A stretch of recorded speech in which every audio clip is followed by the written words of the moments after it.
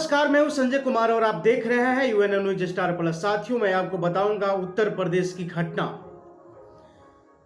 जिस चोला में आदित्यनाथ योगी मुख्यमंत्री है वहां और वहां की जो लड़की है, वहां की जो औरत है, उसके राज्य में सुरक्षित नहीं है।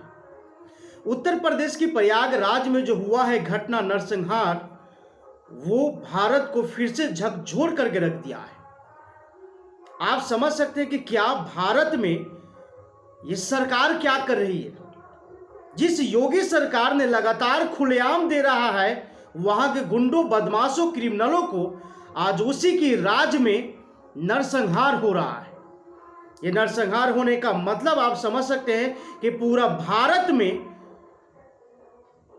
पूरा भारत का सर नीचे करने का फिर से प्रयागराज में आदित्यनाथ योगी के राज्य में फिर से शुरू हो गया है।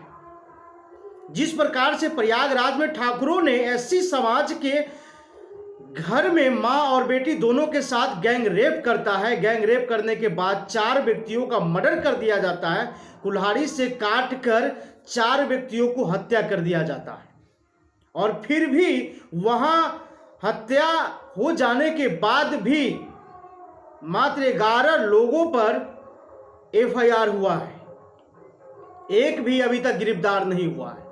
आप समझ सकते हैं कि क्या चल रहा है योगी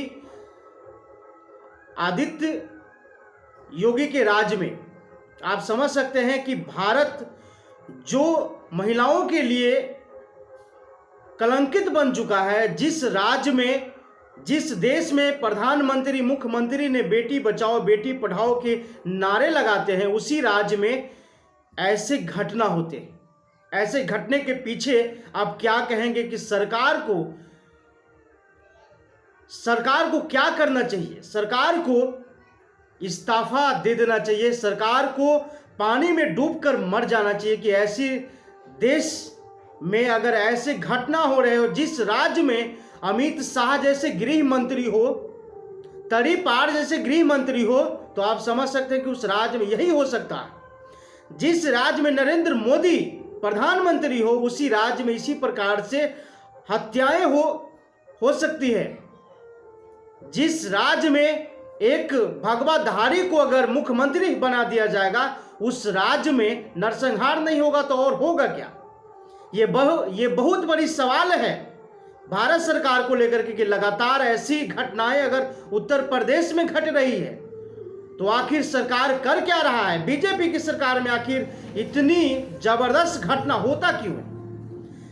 अभी चिता के आग ठंडक नहीं हुई हाथरस की कांड को लेकर फिर से प्रयागराज में इतनी बड़ी बवाल मच जाती है, इतनी बड़ी नरसंहार हो जाता है, लेकिन वहां एक भी जो है योगी की जो गुंडा है रुकने का नाम नहीं लेता है। योगी सरकार को सिर्फ वहां कुर्सी चाहिए, वहां के प्रशासन को सिर्फ तनख्वाह चाहिए, वहां के सरकार को सिर्फ सीट ही चाहिए, वहां के सरकार को केवल सत्ता चाहिए, लेकिन वहां के लोगों जो मर रहा है उस पर कोई एक्शन लेने की जरूरत नहीं है। क्योंकि भारत जो एक विश्व गुरु बनने का जो सपना देख रहा है, वो सपना इन्हीं लोगों के वजह से आज टूटता हुआ नजर आ रहा है। लेकिन आम जनता को जागरूक होना पड़ेगा, तभी ये जाकर के सरकार, निकम्मी जो सरकार है, ये बदलेगी और जब बदलेगा तब ये नया भारत बदलेगा। लेकिन लगातार हमारी जो सरकार है बेटी बचाओ बेटी पढ़ाओ की नारा दे रहे हैं, इससे भारत विश्व गुरु कहलाने लायक नहीं है, बल्कि ये भारत की जो नारी का स्थिति है, वो सम्मान है, जो आज मिट्टी में मिलता हुआ नजर आ रहा है। ये सवाल आखिर बड़े चैनल की मीडिया भी नहीं उठा रहा है, क्योंकि सरकार की चापलूसी करना उसका धंधा बन चुका, उसका पेशा बन चुका। चाटुकर्ता सरकार के अंदर में रहकर करना आज मीडिया की बहुत बड़ी मुकम्मल हासिल कर रहा है। लेकिन साथियों, ये सरकार के भरोसे आप नहीं रहे।